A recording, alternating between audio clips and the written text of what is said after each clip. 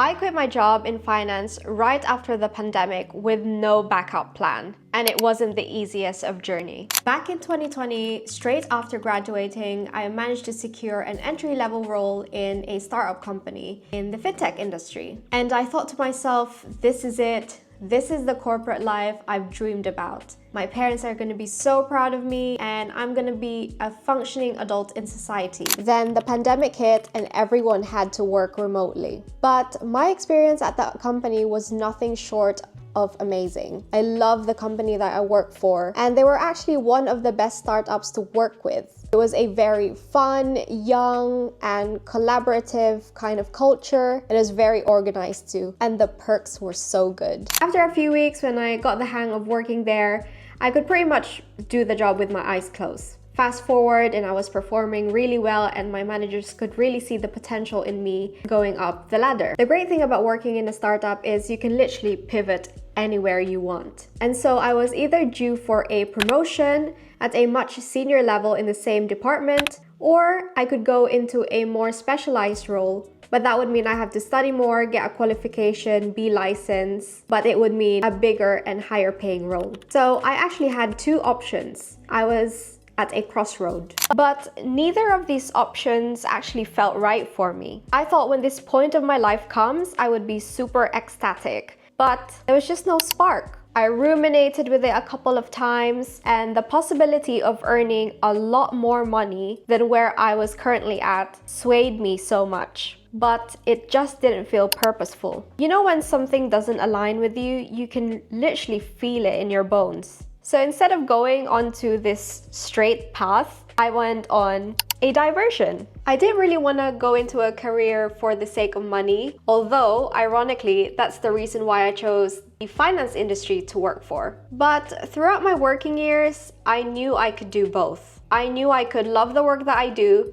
and make good money out from it. And straight after the pandemic, I did it. I left the company, and I think my managers were pretty shocked at my decision, but I'm very grateful that they were very supportive of me. At that time, I had no backup plan. I just had a bit of money to last me for a couple of months. I had a small business jewelry that was doing pretty okay, so that helped me financially. But then again, I burnt through that. It was the scariest season of my life. A part of me felt relieved to be out of my 9-to-5 job, but one part of me panic with alarms going off, thinking, what have I done? I'm usually a very risk-averse person, but the older that I'm getting, the more comfortable I am stepping out of my comfort zone. And cliche as it sounds, it's one of the best decisions I've ever made. Now I work as a social media manager and content creator for a wonderful startup, and I couldn't be more grateful to where I am now. I have the freedom of time to get to do whatever I want to do as long as I get the work done, and I'm doing what I love to do. A lot of people are in the same journey as me, although the roads might look different. Ultimately, we all want to do what we love to do, and how that happens for you or for others may look different. But I feel like our generation has had about enough. There's a staggering statistic I found that nearly half of Gen Z and millennials prefer a job that supports their well-being. And I can speak for myself and say I completely agree. If you're currently on that crossroad, whether you should quit your job and pursue your passion, I can't tell you that exactly. But when I was in your current position, I really had to look within myself and ask myself, what do I hold important? At that time, I wanted to spend more time with my family because I was working most weekends and even at nights due to part of my contract. And I always believe in work to live, not live to work. I think our lives in this earth, the short time that we have, it shouldn't revolve around just working. You're not going to be in your deathbed talking about KPIs, how much target you've reached, or how many hours you've done in a week for that company. Your playback will be about the memories you have with your loved ones and how fruitful and purposeful your life was. So you gotta ask yourself, is this something that you hold dear to? Also, you gotta prepare for all these uncertainties. I actually don't recommend quitting your job without a backup plan, especially in this economy. But sometimes some things don't go as planned, and so you gotta embrace the fear and the certainty that comes along with it because it's part of the journey. For me, I was super scared when I quit my job because for someone who has a plan from A to Z, that was like an anomaly. For the first time, I was put in a very uncomfortable position of not knowing what to do, not knowing where to go, and I couldn't even tell my parents about it. Because if you know, living in an Asian immigrant household, I knew if I told them, they'd freak out. So I had to learn to think on my feet and make decisions for myself without any external voices. And it kind of gave me the assurance that I actually got this. You know, when I said that I had my jewelry business at that time that was doing okay and helping me financially, at some point it went AWOL. Like I had some issues with it, like legal stuff, and it wasn't very sustainable at all. I couldn't rely on it anymore and I was burning through my savings. I had to think, and I had to think quick and fast. And I knew at the time I wanted to work under my own time with more flexibility. And so the first thing that I thought was managing social media pages. I was already freelancing a little bit after I quit my job, and I thought to myself, I enjoy looking after my own social media accounts anyway, so how hard can it be? I had zero experience in managing a social media account except for my own.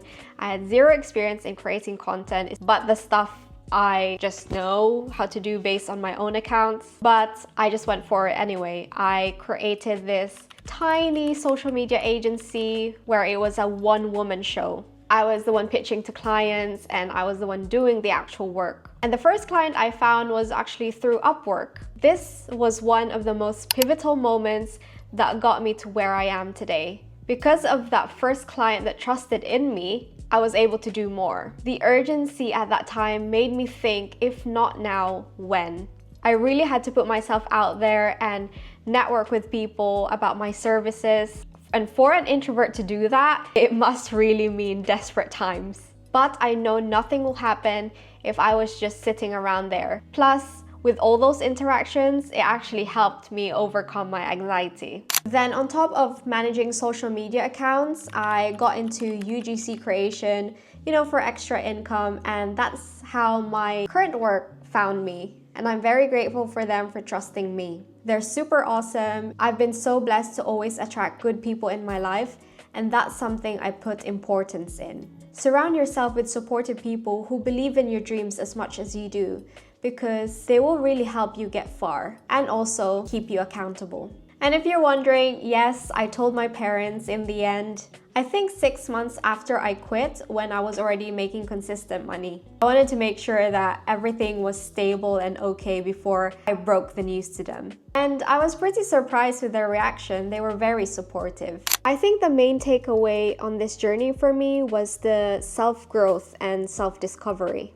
I learned a lot about myself during this transition. I was able to see what I was capable of, my strengths, and harness my weakness. And pat myself on the back like, you got through those scary times. And it made me believe as well that if you really want something bad, if you want change, you can get it. It is possible. If you're considering a similar path, like quitting your job and pursuing your passion, whatever that may be, if it may be about content creation. Super cliche, but you really gotta believe in yourself. I know not everyone can and have the luxury to be able to, but if not now, when? If you have a dream you've been wanting to pursue all your life, leave it in the comment section below. I want to see them and I want to interact with you guys so I can support that dream of yours. Thanks again for tuning in on my video. I hope you found this valuable. Until next time, bye!